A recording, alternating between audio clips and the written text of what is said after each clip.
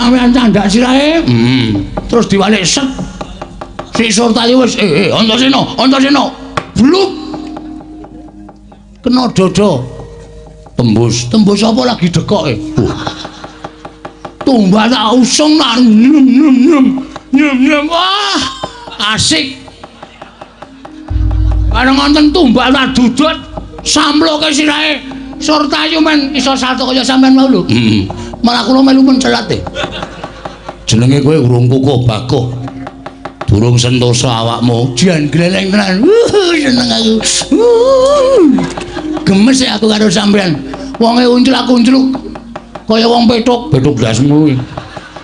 Nek temandang ampun ra jama-jama.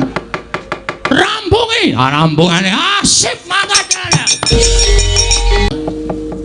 Aku sing ora pati seneng saya tak takon, Karang Kadempel ki kebawa ke perintah negara ngendi? Negara Ngamarta. Tegese kuwi di luar batas negara Ngastina. Wong sing urip di luar batas negara Ngastina kok entuk hukum pernata negara Ngastina kuwi aku tak takon. Kuwi pasal pira, Dur? Hah? Iso ngomong kira kowe? Neng kene aja main ngrembug hukum. Ha iki SH. Waduh. Iya, Pak ya? Iki sarjana hukum nyempelekke. Kok gawanane sempritan? Hakim garis hakimian. Oh. Ming bal-balan. Data sekolah hukum garang. Nek kowe ngrembug perkara hukum ning ngarepe anak-anak Semar, kewirangan kowe, Mbah. Ora sepengkean kowe. Sampe ngomong sampe naik dhewe niku nganggo nglirik ngiwonengen nonton ngarep mburi. Suasanane piye? Kowe iki nang ngendi? Mburimu wis apa sing lenggah? Ndara Wisanggeni, Ndara Antasena, Ndara Gatotkaca, Ndara Antarja, Ndara Abimanyu. Ku nek muni tak dawuhi, aku nyekel sempritan prik. Bres remuk sampean. Loh, iki putu-putuku. Antasena ki putu anake Werkudara, Garkaca anake Werkudara, Antarja anake Werkudara. Werkudara ki muridku, Abimanyu ki anake Janaka. Wisanggeni anake Janaka. Kuwi murid-muridku kabeh. Tegese iki putu-putuku kabeh. Ngene, Mbah. Nek masalah bapakne iki murid sampeyan terserah. Nek ra putu-putune ora murid sampeyan. Perlu bukti. Den, apa? Nek Antasena? Piye? Nek enten wong model ngeten iki apike duduki. Modal ora kowe. Antasena? Piye, Mbah? Omonganmu kaya ngono to, Nger? Aku ming manut karo pernatan Karang Kadempel. Lan aku sowan mrene iki wis masrahke awakku karo kakekne Semar. Nek kakekne Semar paring gawe apa-apa karo aku nyendikani. Lho, kowe ora manut karo Semar? Bagong ki anake Semar. Apa sing didhawuhke Bagong aku nyendikani. Upama kowe iki didhawuhi kon nutuki aku ya gelem wong aku mbahmu. Ora gelem sebab apa? Modar kowe. Ora menang nang kene Dur kowe. Arep kowe iki nggawa Kurawa segelar sepapan ning nek wis aku kaya ngene iki wis nganggo kathok trene abang ngene iki tak taleni apa jenenge iki tampar putih ngene iki ngati-ati hatipine tanggae tak sikat tok nyolong kok dipeng-pengke gong ora nek mung jotosi wong iki ora nganggo mesakake lho nek ngono kowe nemu tembung jotosi kowe arep ngantemi karo Begawan Durna lho nek sampean ora nyuwara elek kange lamun wong nang ndi nek suarane apik mesti oke kancane oke sedulure ning gandeng sampean niku nek ndi suarane elek ya mestine oke mungsuhe wong ora jongjong lho awak gemes wis anggere kok ngomong ciak dhewe diciaki di mana diantel ora model kowe nganggo kata-kata sing modern ben wong milenial ki ngerti ya Mir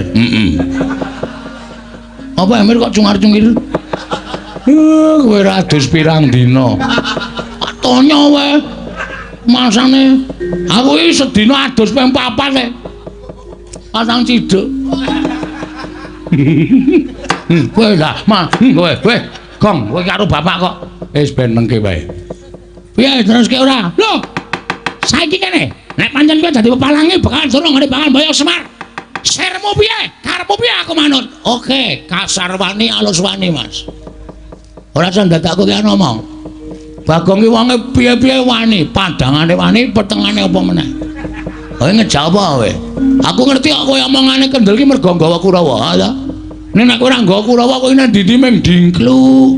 Pesen es teh ora wani ndengangak kowe. Mergo kowe jiri asline. Nek nek nggawa Kurawa wah cangkemmu kaya mercon.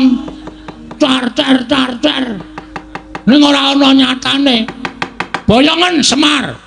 Rangkai dhisik. Mayate Petruk. Lho, Gong,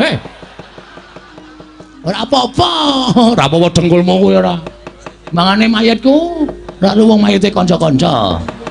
Nah itu dengkulmu mlocot ora. Hah? Langkara batange Bagong. Wah, ora usah lole-lole. Ora urung impren gantel to.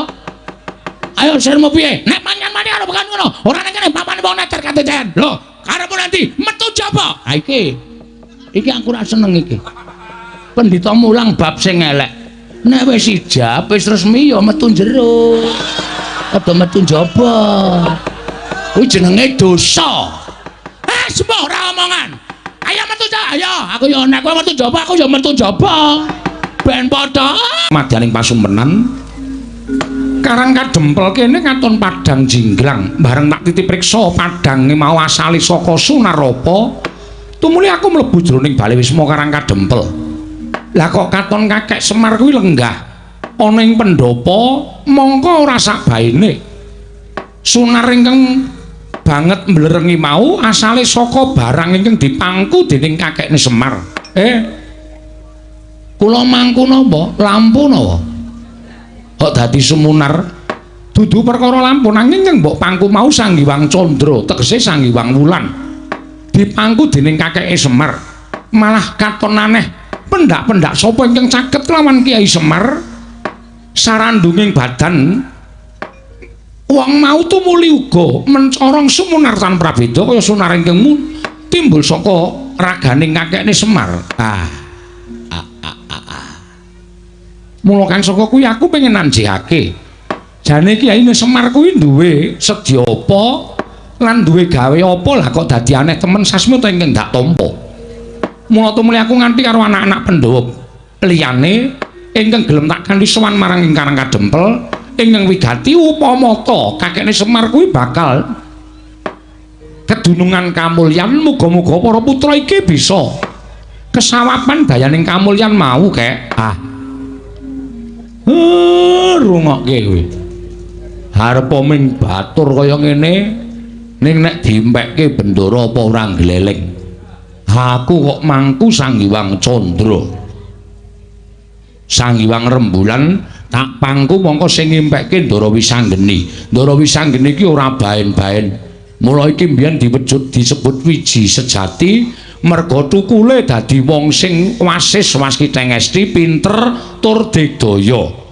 Ya iki sing iso dibanggake ya Ndara Wisanggeni iki. Waduh. Terus wis krungu aku. Bapak mangku Sang Hyang Rembulan. Gong, Bapak mangku Sang Hyang Rembulan. Arep mati wae. Cangkemmu ki elek terus to karo bapak. Kok arep mati piye? Sing jeneng wong arep mati ki nek ngimpi dadi manten. Oh, mimpi dadi manten kuwi jarine wong tuwa, jarine percaya kena ora ya kena. Kuwi sing diimpekke kuwi bakale mati. Nek ngimpi lara bakale waras. Nek diimpekke mati dawa umure, ngono kuwi diwolak-walik. Nek ngimpi banjir, omahe ketaman banjir, kuwi bakal kena cilaka. Nek ngimpi omahe kobong, kuwi bakal kerejeken. Nek ngimpi omahe ewuh, kuwi bakal kelangan. Lho. Ana sing ngandhake nek arep kelangan ki ngimpi nek untune potol, kuwi sedulure bakal ana sing ora ana. Ning ya ngono kuwi gumantung karo kowe, percaya apa ora. Ora percaya ya ora apa-apa, percaya ya apik-apik wae. Wis ngono kuwi. Terus nek Semar mangku Sang Hyang Rembulan iki artine apa coba tak takon. Ayo manut bapak, wong bapak sing dimpekke kok. Apa Semar iso ngartekke apa? Ayo mesine iso. Ha coba aku tak krungu. Werdine apa, Mir? Kok werdine apa, Mir ora? Impeni ana 3 lho. Ditakokke sik karo Ndara Wisanggeni, ya kuwi Titiyani Gandayani karo Puspa Tajem utawa Kacitra Kasudarsana Kadorodase. Impene jam pira? Ndara wis anggeni. Ngimpiku wiwit tabuh loro, mongko aku isih melek. Tengah wengi aku isih melek. Tumule jam 1-an kae aku mapan sare Bagong. Oh, jam loro aku ngimpi. Lah kuwi ngapusi. Lho kok ngapusi piye to? Wong turu kok iso ndelok jam. Ngapusi kowe. Gawe-gawe kuwi ora yo ngerti kaya Ndara ki ngerti. Aku melek ki gagat bangun esuk Bagong. Jagone do kluruk kuwi tegese wis esuk, burung karuan. Wonten jago sing kluruk sadurunge jam 12 kuwi ana prawan meteng. Kowe malah ngerti artine kok ngerti. Brang wetan wis sumamburat abang tegese wis esuk Bagong dadi impen kuwi wancine ana tegese. Wah, Semar mangku Sanghyang Rembulan. Iya pancen ngono. Wah, la elok. Tegese apa le nek kowe ngerti? Semar kuwi arep entuk kanugrahan. Apa iya? Heeh. Delok nek ora percaya. Kok kowe ngerti? Aku sing lakoke lakon iki bola-bali kok. Ngono kuwi akhire Gondro. Malah dibedhekke saiki piye to kuwi? Ora apa-apa, aku ki jane sengit Semar ming bongan bangun. Nang ndi kok Semar ki bangun apa-apa rumasane Semar ki gablek apa? Ha iki sing disuwuni kaya ngono kok bongan bangun. Semar bangun pendopo, Semar bangun pasar. Oke tenan sing dibangun Semar ki. Ayo ben ayo wong kersane kaya ngono. Ya dhewe men kudu ikhlas lahir batin kok. Kudu iso ngladeni. Ha iya. Mula aku njaluk keterangan karo Siwa Semar. Tegese piye? Kula niki lagi rasanan kok sampean wis padha mrisa. Ngaten? Kula niki wau rembugan kali anak-anak kula nek pengin bangun desa. Ning jebul syarat sing sinasmitakaken dening dewa menika mboten enteng. Lho, syarate apa kok ora enteng? Syarate kula kudu iso kenggonan pusaka 3. Pusaka 3 apa? 1 Pustaka Jamus Klimasada, 2 Sekar Wijaya Mulya, angka 3 Pusaka Kyai Nenggala. Monggo anak-anak kula niku waune do cing clemong saguh. Sowan teng Amarta Ndarawati lan Mandura, ning bareng tekan Mandura do rebutan, do ora ana sing wani ngadhep sinuwun Mandura. Lah niki nek sampeyan rawuh mriki ming ajeng ngempek kamuktenipun Semar niku nggawa perkara mukti, munggah derajat, munggah pangkate mboten. Ning mukti sampeyan kula kinten ming kudu melu uyung-uyung anyeng kuyung marang gegayuhane Semar. Niku sing dikarepke sasmita sing mangtampa Ndara. Kacarian putra lamun kawekasan eka wis anggeni maya.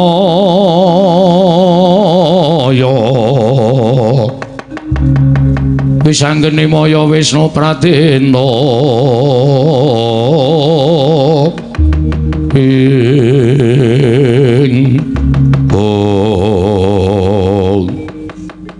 Yen mung bab perkara kuwi aku saguh mbantu kek.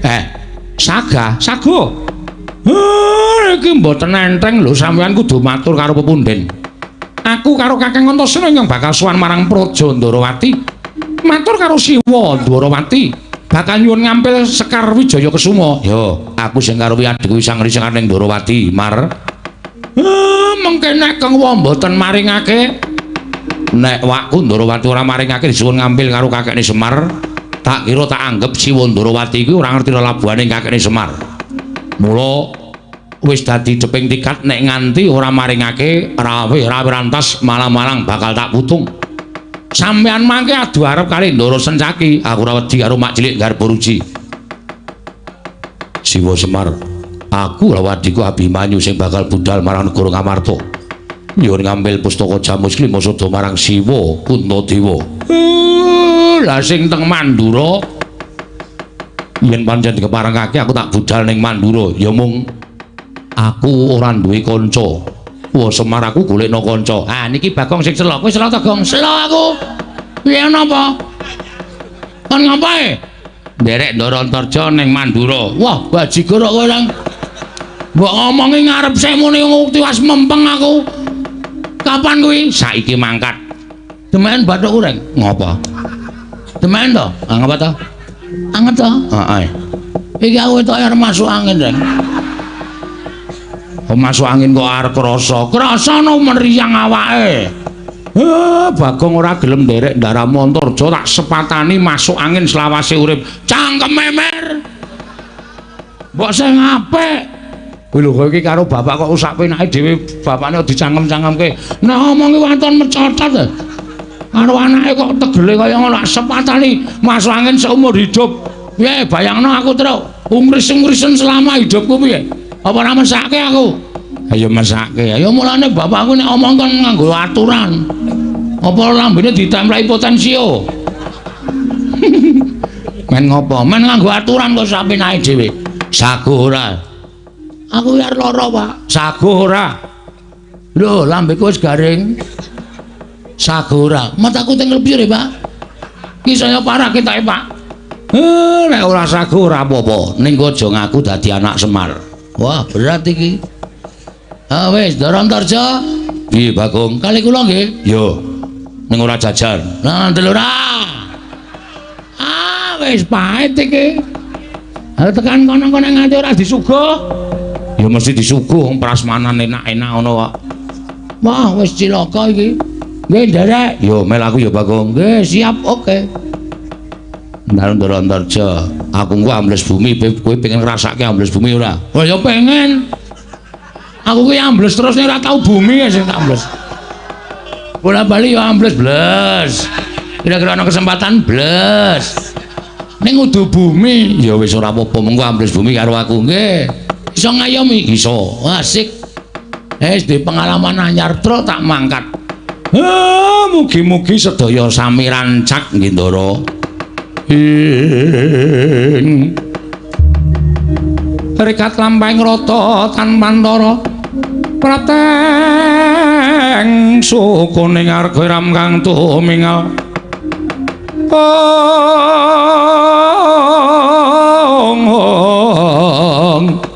ram kang tumingal dendeng saengga praja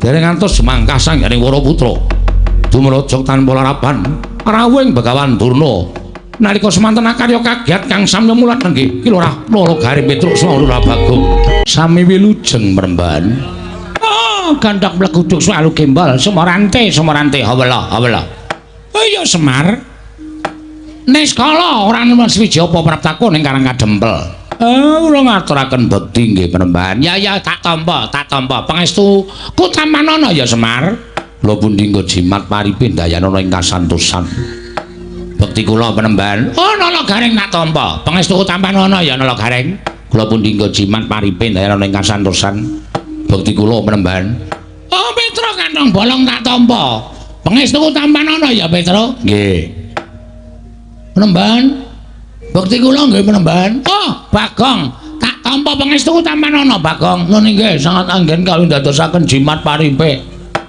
terus bar ketekan piyai kok ketekan iki ya piyai iki piano piye ketoke piyai ning jeroane gentho iki ya udu ya weh domongi kok delok nek ora percaya kuwi iki pendhita lho Gong pendhita iki saiki akeh sing serban ketune ming putih tok ning jeroane lecek pirang-pirang termasuk Durna kuwi wis senengane ico-ico nglincipi carang papa adu kono adu kene mula mir ngati-ati ya Pak iya aja gampang diblithuk karo omongane Begawan Durna wah anggere ana rame-rame tlusap-tlusup kuwi provokatore kuwi oh iya ya Gong mula ngati-ati mula tak arani pendhita ndok bosok ya kuwi kok ndok bosok ayo jabane api ning jerone mambu Bagong kowe omongan apa Bagong? Mboten omong napa-napa. Tanggep aku ora krungu ya. Aja salah tampa. Tekaku ning papan kene ora bakal gawe geger. Tekanku ning papan kene ora bakal aku duwe penjaluk apa-apa. Ning aku minangka dadi dutaning anak Prabu Duryudana supaya sowan ning Karang Kadempel, sowan bapakmu Semar. Enten apa? Kok aneh. Sinuwun ngestina menika Nalindra Gung Binathara. Kok utusan panjenengan mung rawuh enten Pedukuhan Karang Kadempel. Niku rak jenengane. Nek lumrahe nek duwe sedya mung kantun nimbali kula sowan. Wong kula menika namung derajate ngaceplik Kula menika namung batur ning kula menika tansah ngestu padha dhateng pernatan hukum negari Ngastina. Ya, Semar ning kanggo jaga marang sakabehe ingin diutus Begawan Durna sowan marang ngersaning Semar Badranaya. Matur suwun Penemban. Wigatosipun. Nah, iki ngene ya Semar. Nalika semono aku tinimbalan dening anak Prabu Duryudana. Kaget atiku apa to wigatine dening Begawan Durna tinimbalan mongko ora abdat sabene nimbali karo Begawan Durna. Tumuli anak Prabu Duryudana paring dawuh karo Begawan Durna. Bapa Penemban, mboten kanyono-nyono kula menika nyumpena bilih Semar Badranaya abdi ngamarta menika mawa cahya badanipun. Tumunten kula nampi siwisik saking ngersaning Bathara. Bilih sinten ingkang saged kelenggan Semar negarinipun mboten kitang namung sak uruping damar, sak umuring jagung, negari menika badhe anjayeng bawana kuncara dumugi wonten pundi papan. Tumuli dawuh karo aku, mila Bapak Durna kula aturi sowan dhateng Karang Kadempel. Semar katimbalana sowan wonten negari Ngastina. Menawi Semar mboten purun, kadangku Semar betah menapa? Menapa betah derajat pangkat? Menapa Semar betah bondo donya? Kula aturi ngrobaki negari Ngastina mboten badhe kula awel waton Semar sagah rawuh wonten ing negari Ngastina. Ngono kuwi ngendikane anak Prabu Duryudana. Mula tekane Begawan Durna ning papan kene minangka duta pengawaning Nalendra Ngastina Semar, supaya kowe tak boyong marang negara Ngastina. Kowe njaluk apa? Kowe njaluk kepiye bakal keturutan? Uripmu ora bakal sekeng kaya ngene iki, uripmu ora bakal mlarat kaya ngene iki. Nek kowe gelem tekan negara Ngastina, ora ketang ngomong telung kedheping paningal, kowe lenggah nang negara Ngastina, oh pendopo pedukuhan sing kaya ngene iki dirubuhke. Tak bangun sing anyar. Sing kabeh sarwa ukir. Yen perlu ukirane diprodo Mas. Lho, apa orang gleleng? Omahmu sing mburi kuwi dirubuhke. Apa memper kowe iki panakawaning Nalendra? Omah kok gendenge ora komplit. Ana gendeng, ana seng, ana plastik. Kok le mesake temen to Semar? Kowe iki abdi ning para Pandhawa lho. Kowe abdi anak-anakku Pandhawa. Lah kok uripmu isih sekeng kaya mengene, uripmu isih sarwa kekurangan. Mula wektu dina iki mujudake sawijining kalodhangan. Dene kowe bakal kaboyong marang negara Ngastina. Ayo, tak kanthi bareng sak lakuku. Jaba kae wis tak cawisake kereta kencana ing atase ming batur, ing atase ming Panakawan, kok ndak tak dipethuk nganggo kereta kencana. Kuwi nek ora saka tresnane anak Prabu Duryudana marang kowe ora bakal kelakon. Mula kang saka kuwi Semar, arang-arang tok kowe numpak kereta kencana, dina iki lakonana. Yen perlu mengko nek gelem tekan negara Ngastina, kereta kencana ngeterke kowe bali ning Karang Kadempel, kereta kencana ora tak suwun bali. Ben lenggah ning Karang Kadempel dadi titiane Semar. Apa orang gleleng? Sowan negara ngamarta kon nitih kereta kencana. Kereta kencana sing kembari kereta kagungane anak Prabu Puntadewa. Lho, apa ora moncer? Apa ora moncer? Kuwi nek kowe gelem. Wandene kowe ora gelem. Yen ngono kowe pancen badal dawuhing anak Prabu Duryudana. Monggo pernatan negara Ngastina, sapa sing badal marang dawuhing Nalendra Ngastina bakal nampa paukuman ingkang sakmurwat kelawan keluputane.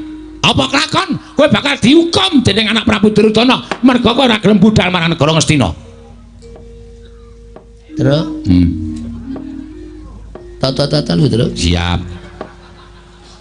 Itu iki rembugane wis mulai memanas iki. Kowe apa aku manut. Sing mangsuli kowe aku ya manut, aku ya wani nek Durna. Aku ya wani. Aku wae ya, Gong. Kowe apa aku wae. Engko sing bengok kae ora keturutan. Ya wis men ya ora apa-apa, biasane wis kowe aku wae. Oke, kowe wae ya, Tru. Apa aku wae, Tru? Wani apa kowe? Wani. Wis ora doting clebung aku tak wangsulan. Nuwun sewu Penemban. Kula niku didhawuhi sagah-sagah mawon. Ning nek sakniki kula dereng iso. Lho, sebabe ngapa kok ora iso? Mergi kula nedeng gadah damel. Duwe gawe apa Semar kok ora ulem-ulem kowe? Duwe gawe apa? Apa dikira Begawan Durna ora iso nyumbang? Apa dikira Nalendra Ngastina Prabu Duryudana iku ora iso weweh karo kowe? Lah kok kowe ora ngaturi marang priyaga-priyaga negara Ngastina? Niki dudu ewuh perkara kula duwe gawe niku mboten. Ning niki ewuh kula niku kula duweni panjangka. Panjangkamu apa? Panjangka kula inggih menika mbangun desa. Lho, mbangun desa? Nggih. Lah niki lancur-lancur Pandhawa pun sami lenggah wonten mriki Ndara Wisang, Ndara Antasena, Ndara Garukaca, Ndara Antarja, Ndara Abimanyu niku sire pancen ajeng bantu kerepotan kula. Lah nek kula niku duwe gawe kok kula tinggal lunga niku terus kula mengke disebut pengarep sing ora tanggung jawab. Kawula kula padha sengkut gumregut. Kawula kula padha banting raga meres keringet. Kok kula enak-enak lenggan sila tumpang kendangan dengkul teng negara Ngastina niku terus kula disebut menungsa sing pripun kula tak takon. Ora mboten adil nek carane kaya ngoten niku mula nek saged diparingi inah. Inah. Sapa inah sing ndi kuwi maksude? Inah niku wektu. Oh, wektu. Nggih. Wektu inah sawetara pirang dina, pirang sasi. Nek saged pertengahan taun 2020. Niku kula ketoke nembe sela. Pertengahan taun 2020. Kira-kira kuwi isih ana sing njaluk lakon bangun desa ora ya Semar? Nek ora ana cocok ora ketemu karo aku. Ning nek ana, kuwi iso trealawasi sasi. Tegese kowe iso ketemu karo aku. Ning nek ora ana meneh, njuk kapan nek ketemu karo aku? Kowe aja gawe kagol kok gelen ning atiku lho Semar. Kowe aja gawe mangkel ning atiku. Wang Sulamen kang ngomong ngono mau, sayekti kowe meng nolak alus ngarang apa sing tegal parengake Begawan Durna. Lah nek kowe nolak alus karo keparengane Begawan Durna, apa kelakon dosa, kowe bakal nampa apa hukuman saka negara Ngastina. Cilik, kowe bakal tak bondo tanganmu, tak krincong sikilmu, gedhe kowe tak lebokke pakunjaran. Gedhe-gedhene kowe nampa hukum pidana mati Semar.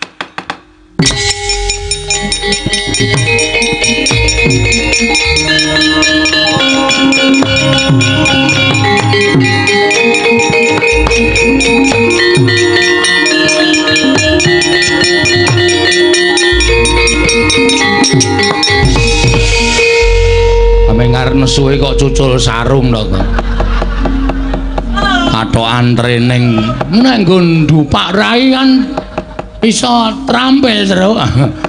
Ayo jenenge ngono kuwi ra sopan. Maksude sing tok adep iki Begawan Durna. Durna ndak disopani apa? Cangkeme wae ra sopan kok. Ndak disopani. Ning kuwi pendhitaning ratu. Ora urusan. Lho, iki bakal apa kok ucul klambi iki? Wigatine apa wae ucul klambi? Ngene, Mbah. Aku rembugan karo kowe. Rembugan perkara apa? Rembugan kata-katamu sing terakhir iki mau. Kowe muni piye mau? Balenono muni piye? Nek Semar ora gelem tak bayane negara Ngastina, Semar nglanggar pernyataan hukum negara Ngastina. Semar bakal tak rangket.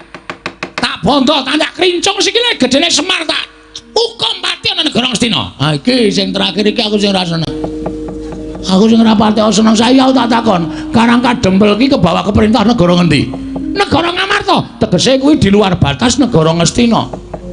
Wong sing urip di luar batas negara Ngastina kok entuk hukum pernyataan negara Ngastina kuwi aku tak takon. Kuwi pasal pira, Dur? Hah? Iso ngomongke ra kowe? Neng kene aja main ngrembug hukum. Ha iki SH. Waduh. Iya, Pak ya? Iki sarjana hukum nyempelekke. Kok gawanane sempritan? Hakim garis hakim. Oh. Meng bal-balan. Data sekolah hukum garang. Nek kowe ngrembug perkara hukum ning ngarepe anak-anak Semar, kewirangan kowe, Mbah. Ora sepangkean kowe. Sampeyan ngomong sampeyan ae dhewe niku nganggo nglirik ngiwonengen, nonton ngarep mburi. Suasanane piye? Kowe iki nang ngendi? Mburimu wis apa sing lenggah? Ndara Wisanggeni, Ndara Antasena, Ndara Gatotkaca, Ndara Antarja, Ndara Abimanyu. Kuwi nek muni tak dawuhi, aku nyekel sempritan prit bres remuk sampean. Loh, iki putu-putuku. Antasena kuwi putu anake Werkudara, Garkaca anake Werkudara, Antarja anake Werkudara. Werkudara ki muridku, Abimanyu ki anake Janaka. Wisanggeni anake Janaka. Kuwi murid-muridku kabeh. Tegese iki putu-putuku kabeh. Ngene, Mbah. Nek masalah bapakne iki murid sampean terserah. Nek ora putu-putune ora murid sampean. Perlu bukti. Den, apa? Nek Antasena? Piye? Nek enten wong model ngene iki apike duduki. Modal ora wae. Antasena? Piye, Mbah? Omonganmu kaya ngono to, Nger? Aku ming manut karo pernatan Karang Kadempel. Lan aku sowan mrene iki wis masrahke awakku karo kakekne Semar. Nek kakekne Semar paring gawe apa-apa karo aku nyendikani. Lho, kowe ora manut karo Semar. Bagong ki anake Semar. Apa sing didhawuhke Bagong aku nyendikani. Upama kowe iki didhawuhi kon nutuki aku ya gelem wong aku mbahmu. Ora gelem sebab apa? Modar kowe. Ora menang nang kene dur kowe. Arep kowe iki nggawa Kurawa segelar sepapan ning nek wis aku kaya ngene iki wis nganggo kathok trene abang ngene iki. Tak taleni apa jenenge iki? Tampar putih ngene iki ngati-ati, hati pine tanggae tak sikat tok. Nyolong kok dipeng-pengke gong ora. Aku nek jotosi wong iki ora nganggo mesakake. Lho, nek ngono kowe tembung jotosi kuwi, kowe arep ngantemi karo Begawan Durna. Lho, nek sampean ora nyuwara elek, kangge lamun wong iki nang ndi-ndi nek suarane apik, mesti oke kancane, oke sedulure. Ning gandeng sampean niku nek ndi-ndi suarane elek, ya mestine oke mungsuhe. Wong ora jongjong lho. Awak gemes wis. Anggere kok ngomong ciak dhewe. Diciaki diantel. Ora model kowe. Nganggo kata-kata sing modern ben wong milenial ki ngerti. Ya Mir? Apa Mir kok cungar-cungir? Kowe ra adus pirang dina. Tonyo wae. Masane aku iki sedina adus ping 4 e. Pasang ciduk. Kowe lah, kowe, Gong, kowe karo bapak kok wis ben nengke wae. Piye terus ke ora? Lho. Saiki kene, nek pancen kowe dadi pepalange Begawan Durna ngene Begawan Boyo Semar. Sirmu piye? Karepmu piye aku manut? Oke, kasar wani alus wani, Mas. Ora usah ndadakku ki ngomong. Bagong ki wonge piye-piye wani, padangane wani, petengane apa meneh. Kowe ngejawab kowe. Aku ngerti kok kowe omongane kendel ki mergo nggawa Kurawa ya. Nek kowe ora nggawa Kurawa kowe nang ndi meng dingklu. Pesen es teh ra wani ndengangak kowe. Mergo kowe jiri asline. Nek nggawa Kurawa wah cangkemmu kaya mercon. Tar. Ning ora ana nyatane. Boyongan Semar. Rangkai dhisik. Mayate Petruk. Lho, Gong, ora apa-apa, ora apa-apa dengkulmu kuwi ora.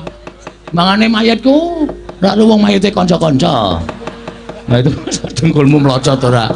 Hah? Langkara batange Bagong. Wah, ora usah lole-lole. Ora urung impren gantel to. Ayo sirmu piye? Nek manyan mani karo Begawan ngono, ora nek kene papane wong neter katejen. Lho, karepmu nanti metu jaba. Ha iki aku ora seneng iki. Pendhita mulang bab sing elek. Nek wis ijab wis resmi ya metu njero. Ada metu njaba. Kuwi jenenge dosa. Semua ora omongan. Ayo metu jaba. Ayo, aku ya nek kowe metu jaba aku ya metu jaba. Ben padha ora gelem tak bumi angus Karang Kadempel kene.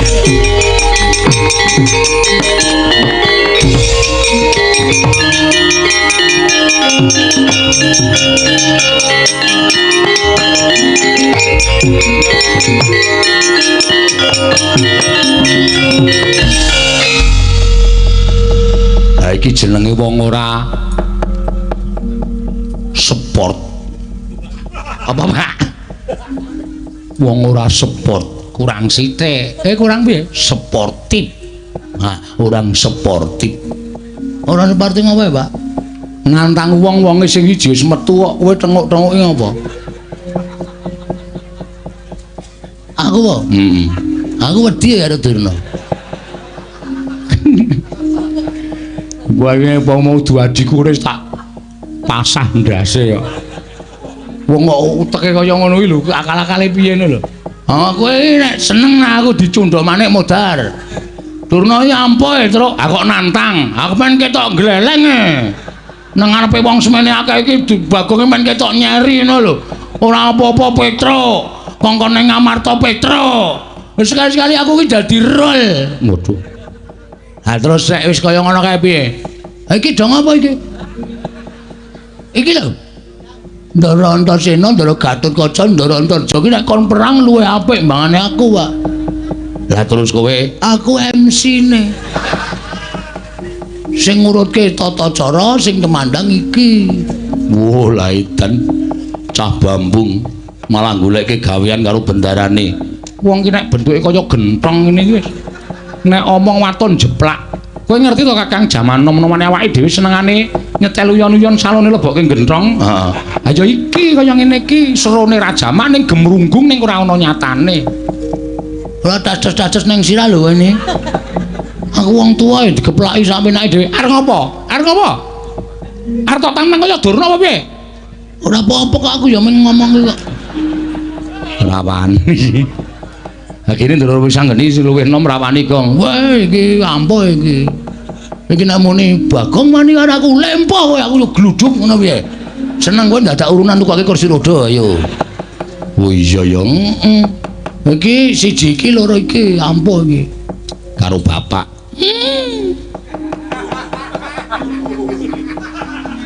Sajake kok maido. Ndalu tak sepatani apa piye? Sempatanmu ki nek mandi nang aku. Wis wingi-wingi aku rekoso uripe, Pak. Kowe nyepatani aku ping pira? Bagong ngrekoso. Ah wis ngrekoso ken biyen. Dadak tok sepatani.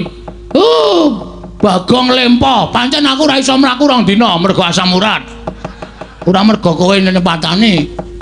Pancen menur siji ki nek karo aku pancen wani tenan. Gus Ndara Antasena, Ndara Gatotkaca, Ndara Antarja. Sadurunge sampeyan tindak teng negara Ngamarta, Ndarawati lan Mandura, mbok kula njaluk Karang Kadempel ditentremke. Ya, njaluk pangestu ya, Kek. Njaluk pangestu Siwa Semar. Njaluk pangestu Siwa Semar. Kurawa tak undurke ne Abimanyu rasa melu-melu. Sing rusa-rusa wae sing kemandang. Iya, ngati-ati Kakang Antasena. Ya. Pancen wis diajangi jembar karo anak-anake Semar. Ketitik iki malah kadhaone ngarep aku ora pangling ki Bagong. Heeh, Pate Sengkuni. Lho, ora basa karo aku. Sampeyan tekan iki ajeng napa? Nggawa para Sata Kurawa. Nampa dawuh pengandikaning Kakang Prembandurna kinen besmi Karang Kadempel. Nah, berarti sampeyan tekan iki ora arep tumindak apik. Ning sumedya tumindak elok. Ala kok ala. Ala ha to? Iya, pancen mangkono. Wis kowe rasa dadak kokean gunem sing tanpa gunane. Saiki ngene, niatmu piye? Iki aku isih membuka dialog menuju perdamaian. Nek kowe ora iso dijak berdamai kanthi apik-apik, ayo wis nuwun sewu, paripaksa aku nuruti sing dadi karepe Pate Sengkuni. Sing bibiti perkara kowe. Lah kok dadi kowe saiki iso muni dijak rembukan sing apik-apik. Mergo aku kilaf. Menungso iki kedunungan ina lali salah hapes lan mati. Emosi aku. Durna muni kaya ngono mau aku emosi. Wekasan aku ora iso meper mubal babaling kanepson nganti aku kurang ajar nantang karo Begawan Durna. Saiki aku sadar bahwa apa sing tak tindakake iki memicu kerusuhan. Mula ayo saiki rembukan sing apik-apik. Bapakku tak tarine piye carane supaya gelem nang Ngastina ora ketemu sedhela. Nek wis rampung pakaryane bapak. Nek kowe gelem, nek kowe ora gelem meksa kepengin gunakake kekerasan ya nuwun sewu. Ki Chris John iki mung suwe. Chris John iki sapa, Gong? Pemain bal-balan. Ngendelke Antasena apa dikira Kurawa wedi? Ah ya monggo nek arep mlebu ICU. Aku sing ngelekke lho. Nek sampeyan nekat nuwun sewu, niki pancen wong peng-pengan tenan. Niki Kurawa ajeng nekat, Ndara. Nek Kurawa nekat, kowe rasa melu-melu kok jotosane kabeh pakdi-pakdiku. Modar ora kowe. Aja mung pakdimu, mbahmu Jotosono. Lho, mbahku sapa? Iki arep dhewe iki. Kok malah aku ditawak-tawake dijotosi. Sertayu wonten dawuh. Wis ora kena dipringgake becik. Wajib ditegeli para Panakawan yen pancen Semar ora gelem tekan negara Ngastina niki ngislaken dawuh. Paman kula atur seminggah. Bagong ora gelem menake wong tuamu aja kelakon dosa. Karang Kadempel tak bumi angus. Silakan. Nek nuwun sewu lho, nek kewalik kula ora tanggung jawab. Sampeyan ora iso gawe lara para wong-wong Karang Kadempel ning sampeyan sing morak-marik barisane aja diundang Bagong. Dene marganing patimu ketiban tangane Ndara Antasena sampya mati dening aku. Pun sekejake nggih. Wong edan ora. Nantangi kok njur minggat. Ayo Pakde nek arep kepengin kewirangan mungsuh Antasena kene margane patimu kaya Antasena.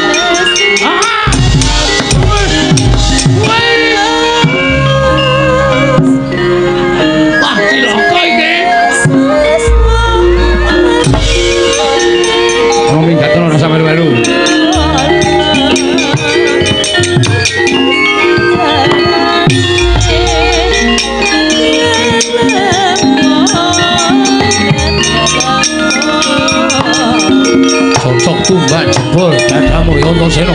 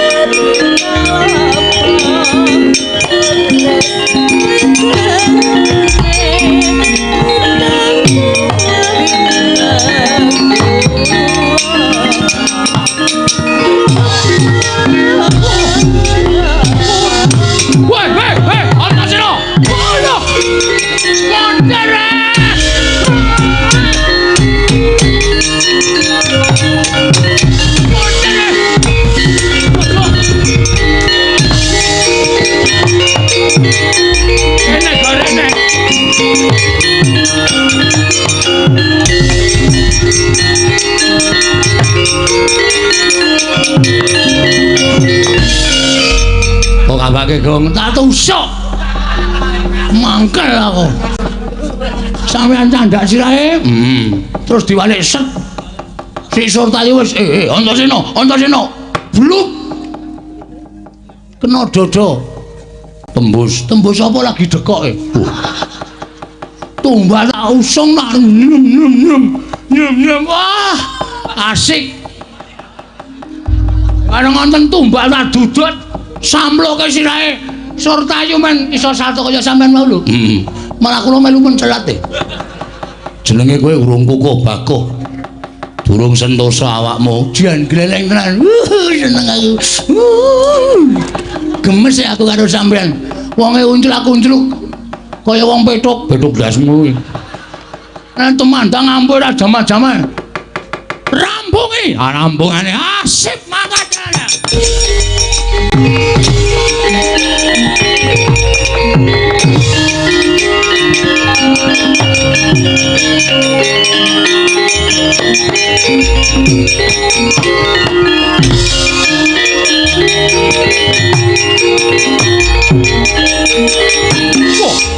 Gatotkaca dasar Branyata Siwa Kartowarma. Ayo endi Semar? Kukupen Siwanaya Antaka. Bedan dadari Gatotkaca. Wah, sumbar kowe. Mati.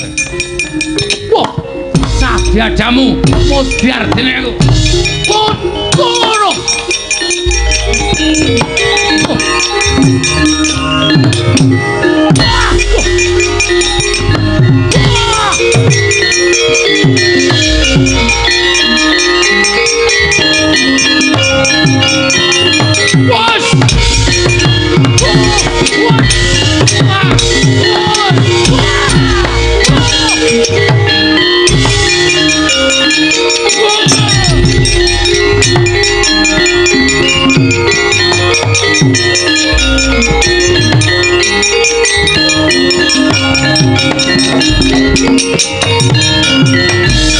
Seneng aku pokoke. Awake ndek idola dhewe-dhewe. Bagong idola Ndara Antasena aku nek ora. Gemes aku. Wah, lha Anggris muni. Tampile ra jamak-jamak. Kartomarma iso bablas. Iya ngono lho Gareng. Nggih. Rampungi to lho. Yo.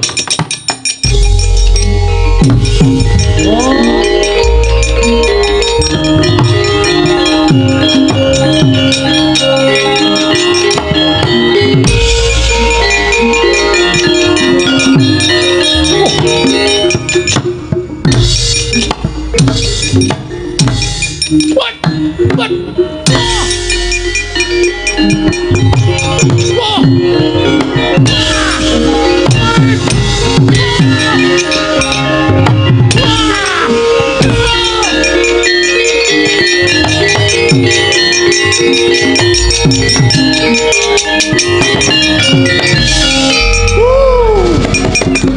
Ngenengke Swatama anak pendhita kami idak sikile set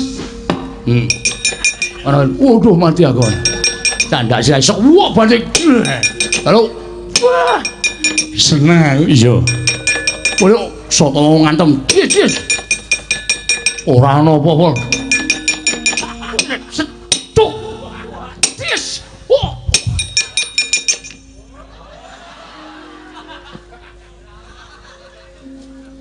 ditenono aku nek tegel tak uyui kowe nang gandeng sampean ku Bendoro ngopo Pedro wah pamer ora sampean niku jane upama aji-aji sing iso ambles bumi niku mang paring kula iso ora iso wae ngamet ambegan wis iki ora guyon lho ora nek guyon wegah ora tenanan niki wektune ming sak jam kula iso ambles bumi ming sak jam lho saka kuwi mati kowe nek ora metu ayo jelas kok ya sak jam ki suwe adake ora wis jajaran cobanen carane nyoba ngamet ambegan ambles bumi piye Petro wah seneng matur nuwun sak jam niki sak jam wis nek tak pamerke gareng tuman wae sae.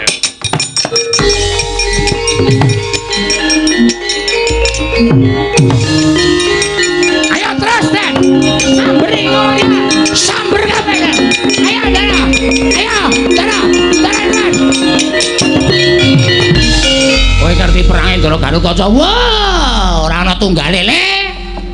Ora ana tunggale. Wis ngambak Dirgantara. Kurawa pirang-pirang modal kabeh. Ya kok seneng Ndara Antarja. Lho, dasarmu apa? Seneng karo Ndara Antarja iki diciprati kekuatane. Masa? Heeh. Contone? Wah. Bela celeng ki.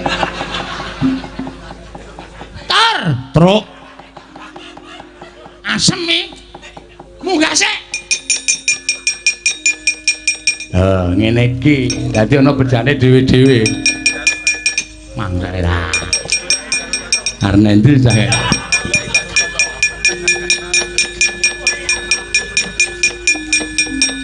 Ndara, ngopo? Sakit manahku lho Ndara. Mergane Petruk niku ngalem Ndara Antarja ingkang neraka. Petruk niku diciprati kekuatane Ndara Antarja. Kekuatan apa? Isa ambles bumi. Ndara, kula nyuwun terbang Ndara.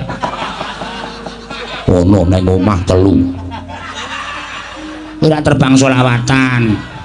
Terbang munggah Ndara. Nyuwun Ndara. Yo, niat tenan. Niat ora singunen. Mboten. Merem. Ngambet-ambegan.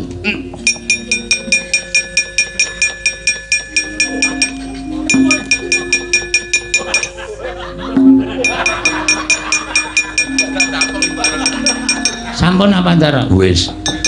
Carane sikil digedruke lemah ping 3. Karo batine nyuwun mabur.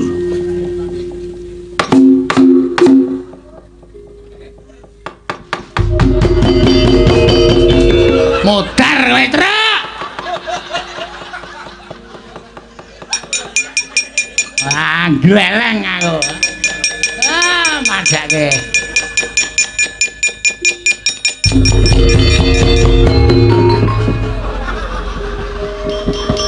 Petruk kandhong bolong. Petruk kandhong bolong. Iki nalindring pringgondani Raden Gatotkaca Petruk. Tekle aleman ora. Petruk kandhong bolong. Truk ora kurang ajar, Truk. Truk ora kurang ajar. Aku ora cawetan, Truk ora.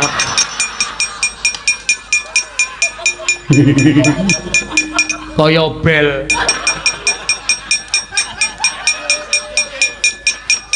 Jiji leng lah. Aku iku sing jiji asmane. Kowe iso ambles bumi aku iso mabur kok.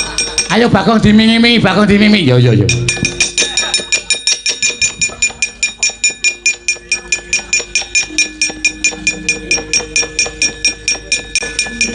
Gong,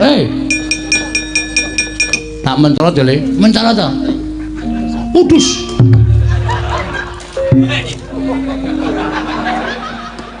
Terus mati iki mbok pamit. Truk. Ngapa? Edane kowe entuk ilmu orang-orang sing ngendi? Ilmu orang-orang apa? Kok iso maslep. Iki lek ku nyuwun Ndara Antarja ya. Aku iki lak dene mumpung perang iki Ndara iki ngetok aji-aji iki dadi suwuni ra apa-apa.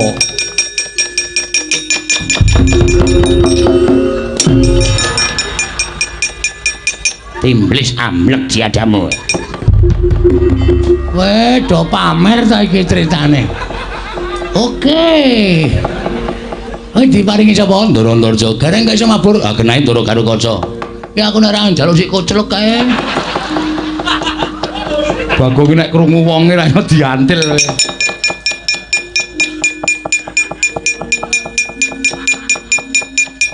Celok, Ndara, apa? Niki do pamerane. Pameran apa? Wis buka apa? Mungkin rasa ngelucu. Antara sampean lucu aku kalah pamer.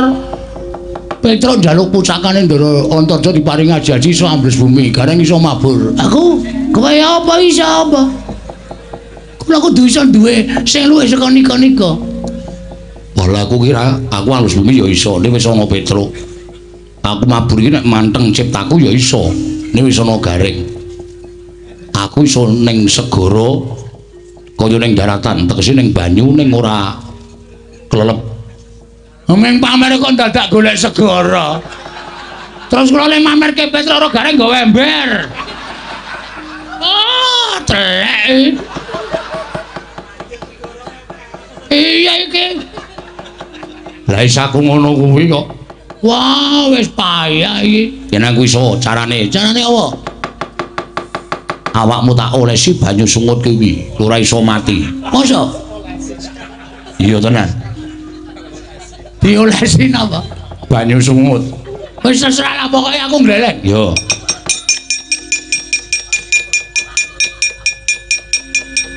Engko kowe iso pamer ning ngarepe Garing karo Petruk, nggawa keris, wetengmu tok suduk dhewe, kowe ora apa-apa. Siap.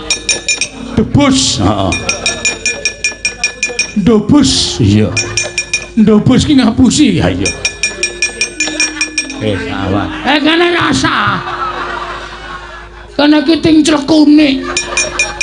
Dadak goleki nggon-nggonane. Ya sing penting rata nek tok nggo pamer ndak ngalaku isin. Wis rata kabeh. Kono nggo apa ta apa. Iki Kurawa ora Rasa ndagel Kurawa. Paling ming citraksi wis ora lucu ket biyen metu terus.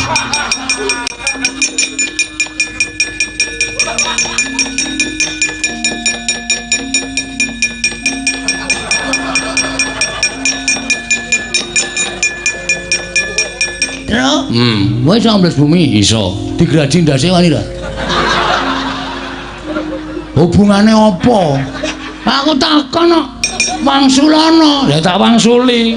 Kowe iso ambles bumi to? Iso gleleng. Graji ndase wani ra. Atene sigar, berarti ro ngampuh.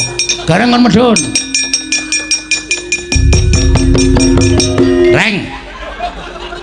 Oh ya keduren kok ya, Truk. Iki aku temangsang iki lho. Pajar ora. Reng, Apa? kowe iso mabur? Bisa. Graji ndase wani ra. Ayo ora wani kok. Oh, lihat kebunku penuh dengan bunga. Tonton iki, gong ora sembrono gong. Ikhlasno, Truk.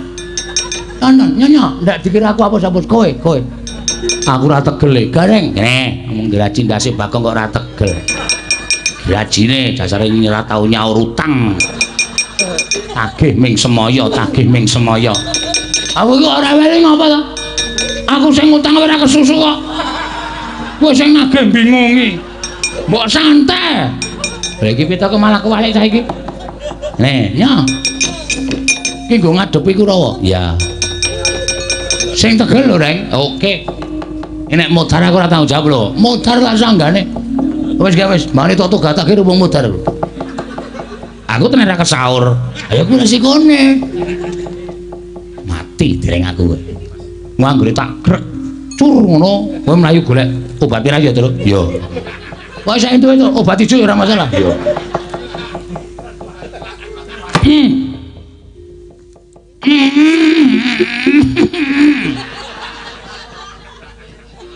Brodol rambute wae ora.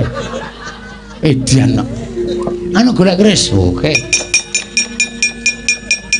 Anane Drei. Terserah. Tusuk kene weteng kuwi. Mati dereng. Edan.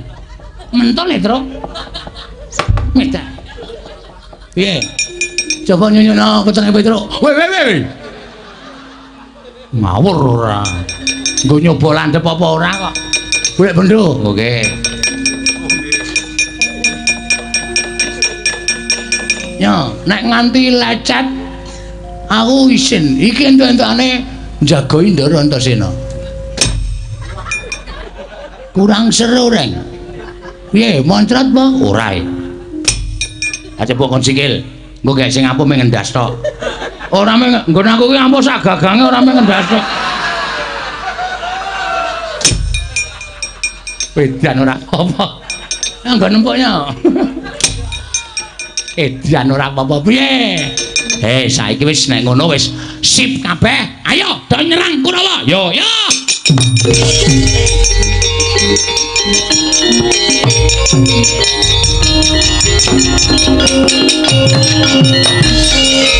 Kathok Kunti. Munggah kok kathoke diceneng. Ora nglek. Kene merke men JT man. Kene kok ora. Aku jekem lho. Ya, lobok ketoke nang iki. 36 iki. Gek kowe ketoke mung 3. Ha ben tak kaleni kok. Sing nganggo nganti kaya sarung. Lempit rana lempit rene. Penyakit ora. Gak aku nek mabur nek jejer Bagong ora tentrem. Ayo ambles yo. Yo. Gong. Rambutku. Ayo kah ora? Pedes ora? Pedes. Culke. Ayo, aseng kene Dursasana Durmagati Citraksi arep gegerke Karangga Dempel sampya dening aku.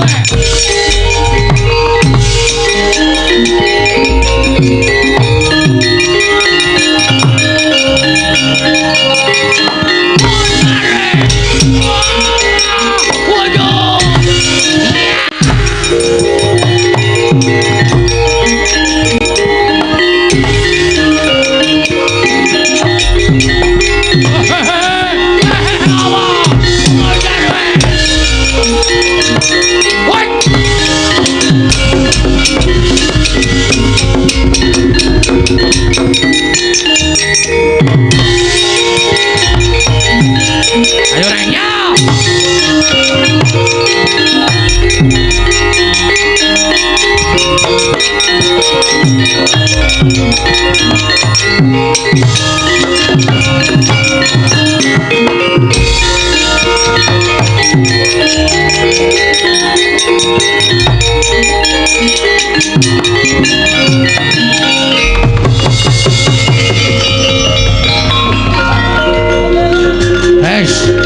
Harap menyerah. Patih Sengkuni harap menyerah. Tangan di atas kepala. Pasukan udara sudah siap, pasukan bumi sudah siap, pasukan darat sudah siap.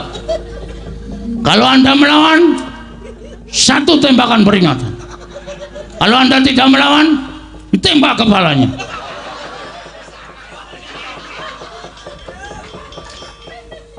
Mati aku. Mati tenan aku. Iki nek ora nglimpe mlayu konangan Satpol PP nyilakani. Mati tenan aku. Ayo Gong, kapake Gong. Plotroke. Aja. Kowe iki senengane anggere umi lara wong. Ancamane ming siji diplotroke. Senenge aku. Mangkel aku. Apa aku Bagong? Kowe arep metu ngendi kowe? Kowe metu bumi Petro saiki iso ambles bumi. Kowe arep metu dhuwur gareng iso mabur. Helikopter 2. Harap segera menuju ke tempat pertunjukan helikopter. Modal ora kowe. Wis tak kanu nganggo brek-brekan ngene iki. Wis ora bakal iso piye-piye kowe. Kican 2.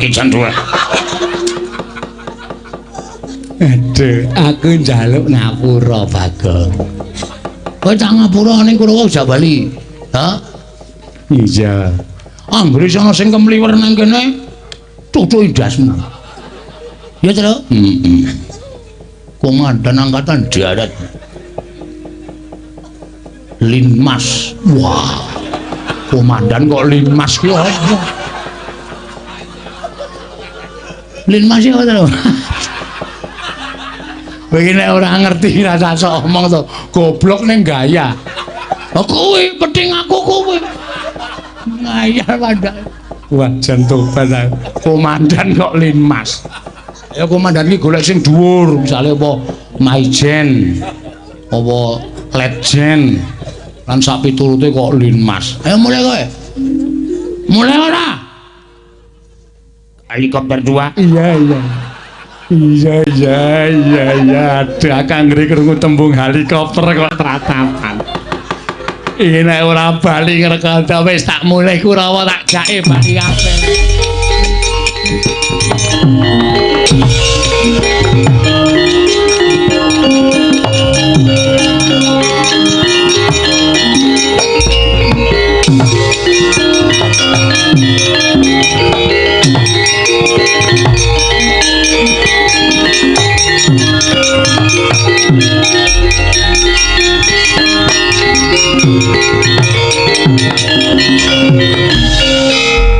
Koling gleleng malang kerik. Oh iya lali. Aku ki sing menehi kadigdayan karo kowe kok malang kerik. Nang ngapunten arang kesupen. Weh.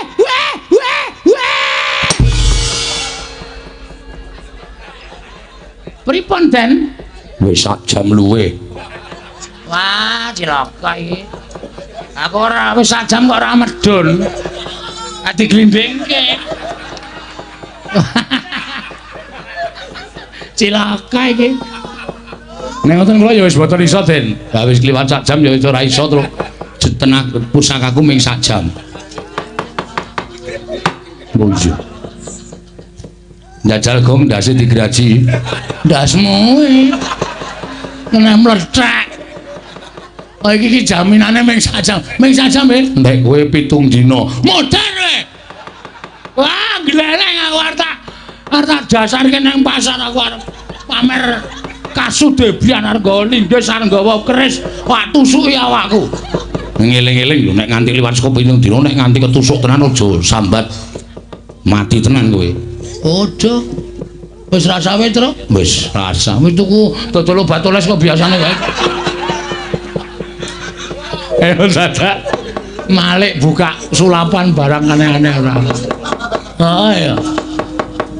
Bapakmu nendi, Gong? Kula celuk nggih. Iya, kula celuk kon rene. Dawuhmu nyendikani. Kayak saiki paringa dawuh sapa sing tok dawuh supaya mboyong pusaka sing mbok butuhake. Wah ora pun dibadum rata. Ndara Gatotkaca teng Ngamarta sampeyan teng Ndarawati, Ndara Antarja teng Mandura. Wis tenan ngono nggih. Ya pancen kaya mengko aku njaluk pamit. Siwa Semar dina iki budal marang negara Ngamarta. Wah aku njaluk pamit budal marang negara Mandura. Aku nyuwun pamit tak nganti adik kula nang Wisanggeni budal ning Ndarawati ya kek. Ngatos-atos ning ampun dadosaken pasulayan lho. Nek ora pareng ya wis ora apa-apa. Ning wadene sampeyan wantun nggih monggo. Ning kula nuwun namun ngantos ninggal tata krami ya. Ngono Kang mlingi kene Semar ya ngesoke dawuh. Ya Kang mangkat ayo Dimas tak dherekake Yayi. Geni. Siwa Ndarawati piye? Yen lumrahe aku ora bakal owel maringake wujuding Sekar Wijaya Mulya marang Kakang Semar. Jernyatane Kresna kuwi ngrumangsani gedhe lelabuhaning Kakang Nayantaka tumraping negara Ndarawati lan tumrap pribadining Nata Ndarawati. Pancen wis kabeh dadi seksi yen to Nata Ndarawati persasat keputangan budi kelawan Kakang Semar nanging kusik yo nggih aja nganti kesusu. Mengko mundhak keseluruh dalan sing kleru. Etungane ngene, cara agal-agalan wae. Aku tak paring pangandikan marang anakku lanang Drepsila Geni. Saiki para coba hitungan. Kakang Semar kuwi derajate ngaceplik ming Panakawan. Kakang Semar kuwi Panakawaning Ngamarta. Kakang Semar kuwi Panakawaning Ndarawati. Ing atase mengkepengin bangun desa wae lah kok ndadak nganggo srana. Ya kuwi wujuding Sekar Wijaya Mulya. Apa Kakang Semar ora ngawuningani ento Sekar Wijaya Mulya kuwi pusaka kadiwatan. Kuwi dudu pusaka baen-baen. Kuwi dudu pusaka sembarangan. Nanging kuwi pusaka pepethinganing para dewa, pepethinganing para titah. Nganti sak jagat iku ora ana werna loro Sekar Wijaya Mulya kejaba mung kagunganing Nata Ndarawati. Mulyan perkara bakal ndak paringake apa ora iki mengko etungane ana Dewi Wisanggeni mula sing gedhe pangapuramu. Yen to bali marang Karang Kedempel dina samengko ora bakal bisa bareng karo wujuding Sekar Wijaya Mulya. Ing wigati mengko aku bakal sowan dhewe marang Kakang Semar, bakal tak tanjihake wigatine apa lah kok dadi nyuwun ngampil Sekar Wijaya Mulya kinarya srana mbangun desa ing bakal katindakake dening Kakang Semar Badranaya Wisanggeni.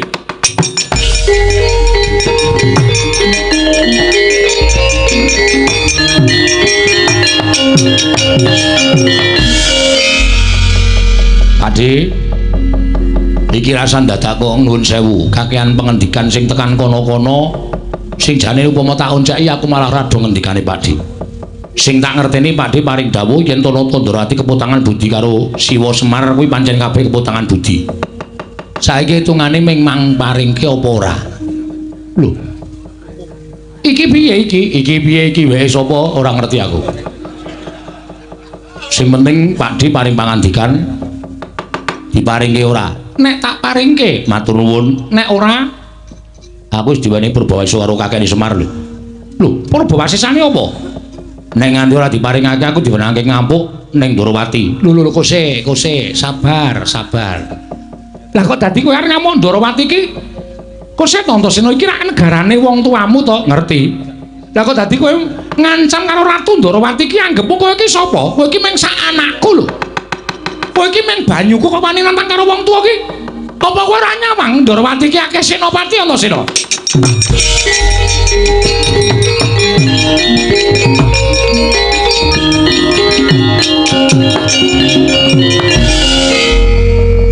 aku ngerti Pakde ngendika ngono kuwi meng jontrot karo Mak Cilik Setyaki ora apa-apa nggih piye Lai badhe damel geger negari Ndorowati ajangipun wonten dadanipun ingkang pamaning garba ruji ora ning kene papane wong neter kadidayan Antasena sabar Setyaki sabar wis menengo sing marahi kaya ngene iki ya sampeyan nek sampeyan ora ngendika Ndorowati kaya senopati tangeh Pak Cilik Setyaki ngadepi Antasena ning gandeng sampeyan jontrot nganggo pengendika Ndorowati kaya senopati mula Mak Cilik kaya ditetangi rasane hak cobane hati-hati lho Kang wis kowe omong wae perkara kole aku ngono ya Kang kowe rembugane karo Mak Cilik karo Pakde Ndorowati nek perkara kakak Mak Cilik Setyaki nesu tak tandangane mboten wonten ing papanipun neter kadidayan nendi medal Jawi dipun cobi ingkang paman kalian Nanggir Antasena kegiatanipun unggul ingkang pundi oh iya aku mung ari manut ya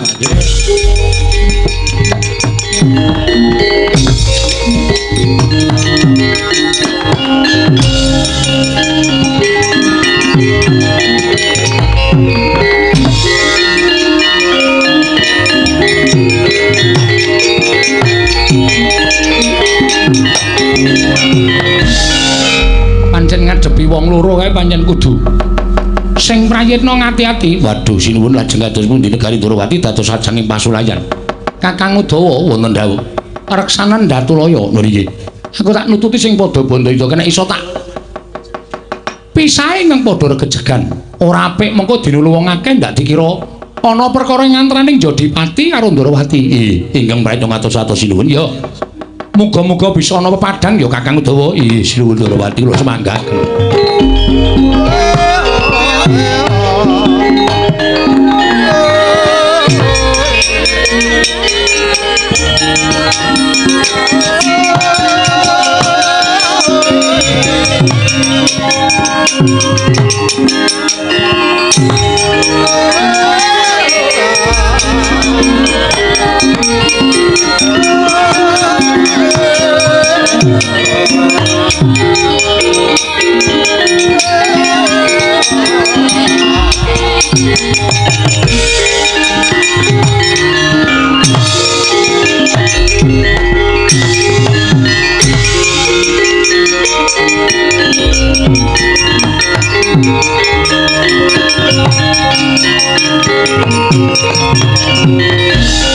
Setyaki tinunun gadanira wirang tumandang Setyaniku garwanira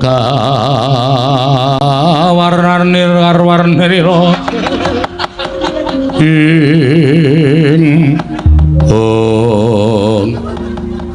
nek wedi aja wani-wani nek wani aja wedi-wedi Mak Cilik nganti ketrikel-trikel suaramu mboten sakakean gunem ayo nek pancen Ranggir Antasena lumuh digawe becik arep gawe geger negara ing Ndorowati ajange dadanipun ing pamaning garba ruji ya aku ora marahi lho Pak Lanjut nek sampeyan ngejak gojek tak ladeni neng kene ditemtokke aku kelakon boyong Sekar Wijayamulya apa ora monggo nggih kula radosi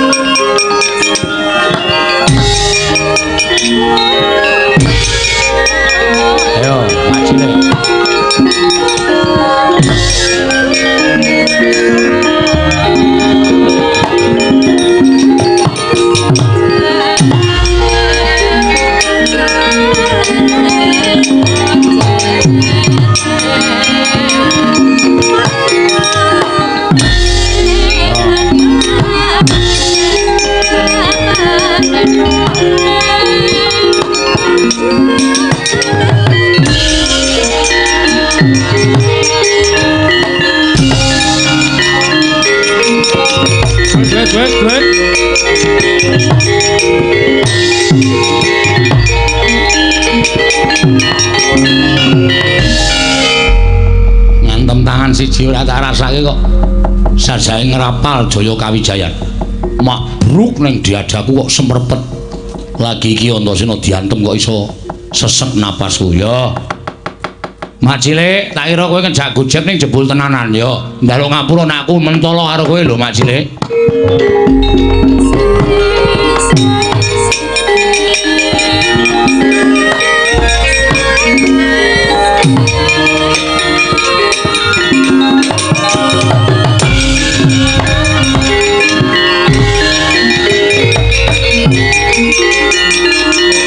Antasena, ora edan kowe.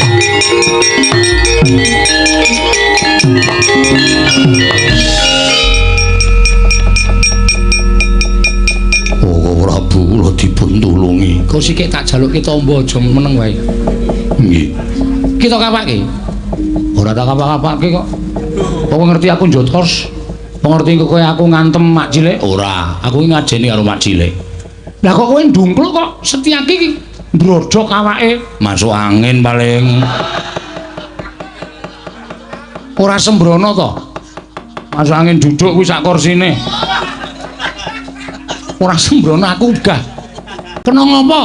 Lah Mak Cilik ya ngantem aku sak kayake nggon dodol. Sesek e. Mula terus aku matek daya kekuatan sungutku paringane Hyang. Sungutku iki nuwun sewu lho Pakde. Sing iso nguripke wong mati ku ora mung Pakde Kresna. Lho, kowe ya iso. Nek tak wateki tak peres metu banyune nggo nambani wong loro iso. Nggo nguripke wong mati sing durung titiwanci ya iso. Iki nek nggo ngasorke mungsuh tak sembah utawa tak dingkluki. Ngisor dengkul mungsuhku iso lumpuh ora ndek kekuatan. Aduh, Setyaki, Wonten dawuh. kowe lumpuh. Aduh, Prabu. Nggih, kula nyuwun pangapunten. Kursi iki tak rembuke sithik. Iya. Ning saged to. Iso. Aja kuwatir, ayo tambani. Ning Sekar Jamulya tak jaluk. Dipun saosaken mono Prabu. Tinimbang kula ngagem kursi roda. Tak paringke ning nek wis rampung dibalekke ya. Ya, ora bakal kok kakekne Semar ki arep tumindak sing ala. Nek nganti kakekne Semar kuwi duwe niat elek tumrap Sekar Jayakusuma tugelen gulane Antasena. Tenan? Iya. Omonganmu tak cekeli lho Antasena. Cekelono. Asli aku ora bakal ngapusi. Ing Kresna sinayeng manggelung mintonaken dewe kramanira. Oh. Iki tenan ora, Pakde? Lho, lah ya iki Sekar Wijaya-Kusuma. Kok pote ra ono? Iki tukul ora sarana ditandur. Oh, lah ya wis. Tak boyong ya. Iya. Wis anggeni. Kaya apa ning kono? Ni, Apa, Kang? rene.